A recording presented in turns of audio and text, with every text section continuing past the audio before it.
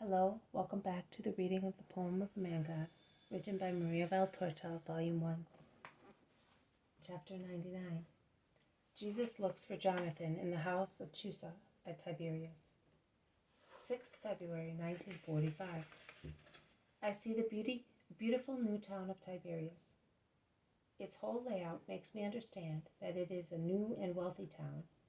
The town plan is neater than that of any other town in Palestine, and shows a civilized and harmonious ensemble not to be found even in Jerusalem. There are beautiful avenues and straight roads, already provided with a sewer system, whereby water and rubbish are cleared away. There are also wide squares with large fountains, the bases of which are built with the most beautiful marbles. Many buildings copy the Roman style, with spacious arcades. Through some front doors, already open at this early hour, one can see large halls, marble peristyles decorated with valuable curtains, chairs, and tables. In almost every building there is a central yard, paved with marble, with a jet fountain and marble vases full of blossoming flowers. It is definitely an imitation of the Rome architecture, which has been copied very well and very richly. The loveliest houses are in the streets nearest to the lake. The first 3 streets, parallel to the lake, are really luxurious. The first one follows the gentle curve of the lake and is absolutely magnificent. The last part is a series of villas, with the main facades on the back street, and on the lake side they have luxuriant gardens, which stretch so far down as to be lapped by the waves of the lake. Almost every one has a little harbor, in which there are leisure boats with precious canopies and purple seats.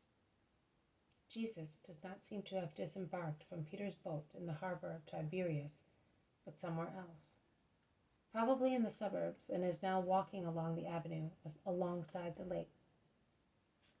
"Have you ever been to Tiberias, master?" asked Peter. "No, never."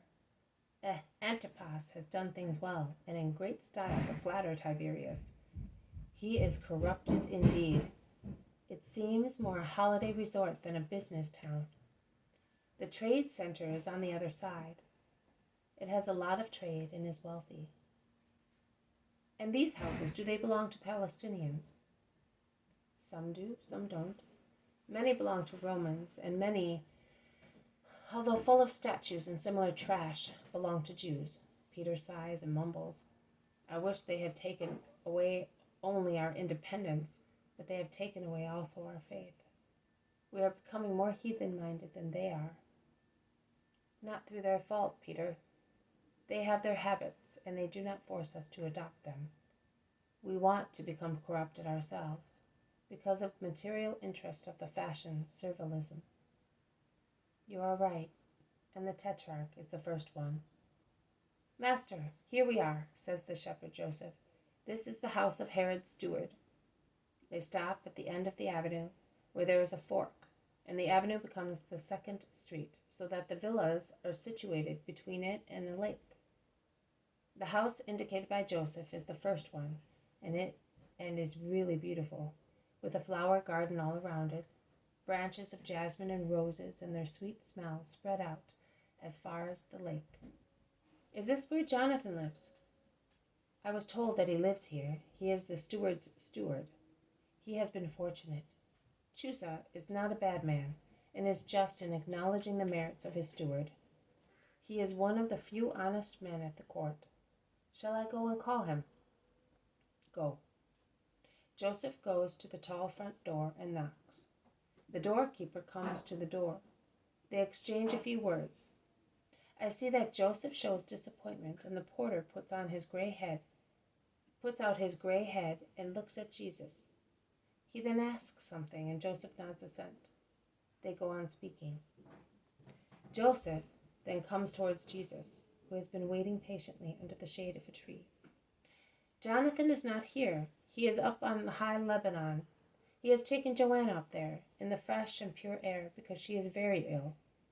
The servant said that Jonathan went because Chuza is at court, and he cannot come away after the scandal of the escape of the Baptist. She was getting worse, and the doctor said that she would die here.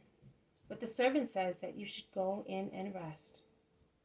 Jonathan has spoken of the baby Messiah, and also here you are known by name, and you are expected. Let us go. The group begins to move.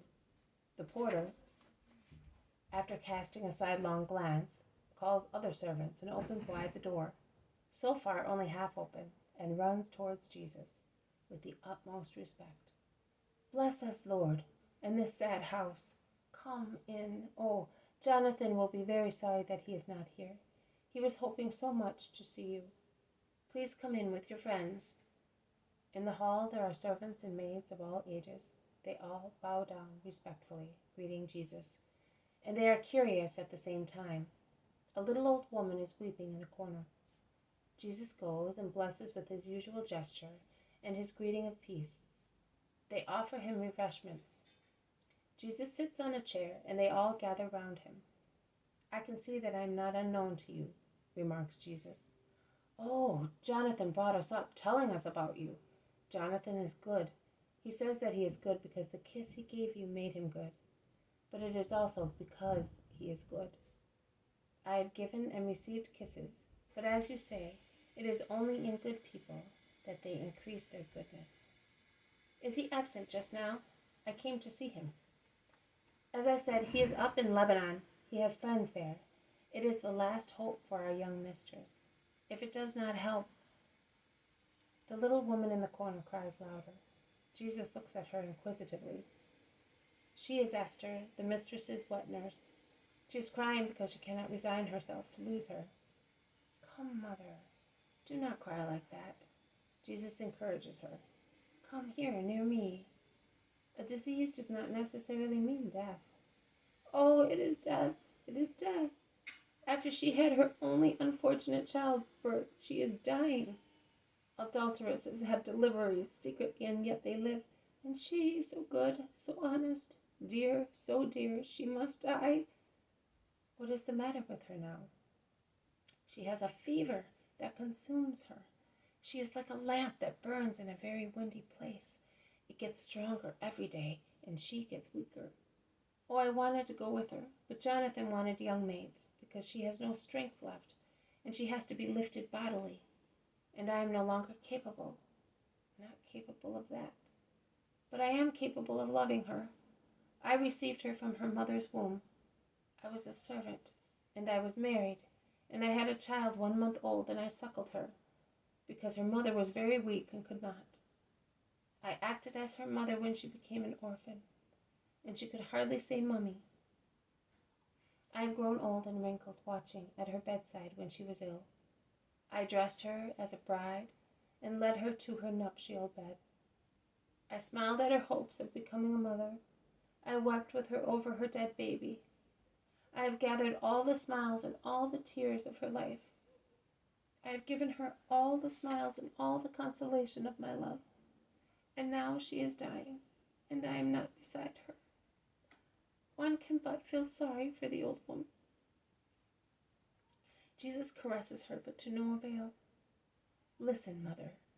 Have you faith? In you? Yes, I have. In God, woman. Do you believe that God can do everything? I do. I believe that you, his Messiah, can do it too. Oh, they already speak in town of your power. That man there, and she points to Philip, some time ago was speaking of your miracles near the synagogue. And Jonathan asked him, Where is the Messiah? And he replied, I do not know. Jonathan then said to me, If he were here, I swear it, she would be cured. But you were not here, and he has gone away with her, and now she will die. No, have faith. Tell me exactly what you feel in your heart. Can you believe that you will not die because of your faith? Because of my faith? Oh, if that is what you want, here it is. Take also my life, my old life. Just let me see her cured. I am the life. I give life and not death. You gave life to her one day with the milk of your breast, and it was a poor life that could finish. Now with your faith, you are giving her an endless life. Smile, mother. But she is not here. The old woman is uncertain between hope and fear. She is away, and you are here. Have faith. Listen, I am now going to Nazareth for a few days. Also, there are some friends of mine who are ill. I will then go to Lebanon. If Jonathan comes back within 6 days, send him to Nazareth, to Jesus of Joseph. If he does not come, then I will go. How will you find him? Tobias' archangel will guide me. Fortify your faith. That is all I ask of you. Do not cry any longer, mother. The old woman instead cries louder. She is at Jesus' feet, resting her head on his divine knees, kissing and crying on his blessed hand. Jesus caresses her with his other hand, and as the other servants gently reproach her because she is getting exhausted weeping, he says, "Leave her alone. It is a relief for her to shed tears now. It will do her good. Are you all glad that your mistress may be restored to health? Oh, she is so good. When one is like her, one is not a master, but a friend, and is loved as such. We love her, believe us. I can see into your hearts. Be always good too. I am going. I cannot wait. I have a boat. I bless you.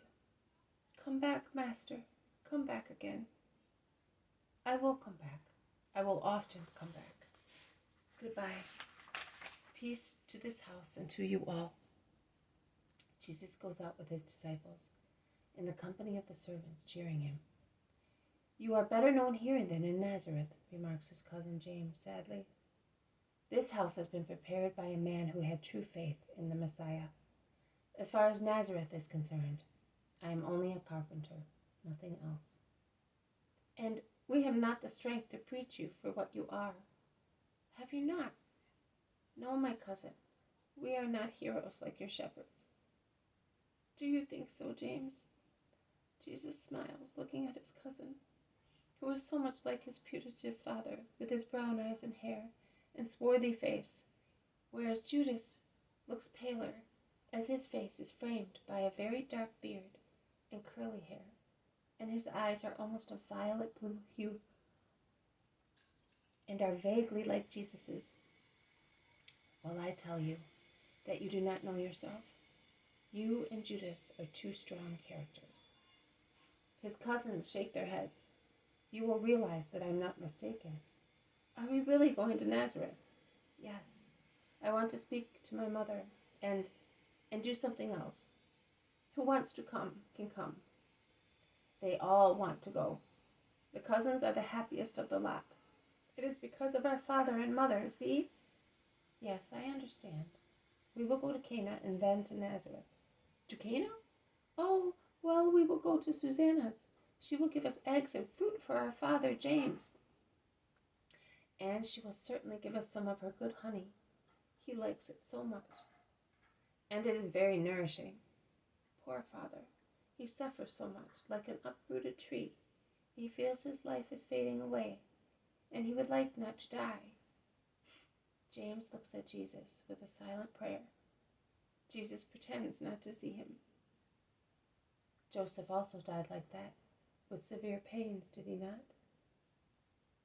"Yes, he did," replies Jesus, "but he suffered less because he was resigned. And he had you. Also Alphaeus could have me." The cousins sigh sadly, and it all ends. This has been a reading from the Poem of the Man God, written by Maria Valtorta, Volume 1, Chapter 99. Jesus looks for Jonathan in the house of Chuza at Tiberias. Thank you for listening. I will see you tomorrow. May God bless you, and may peace be with you.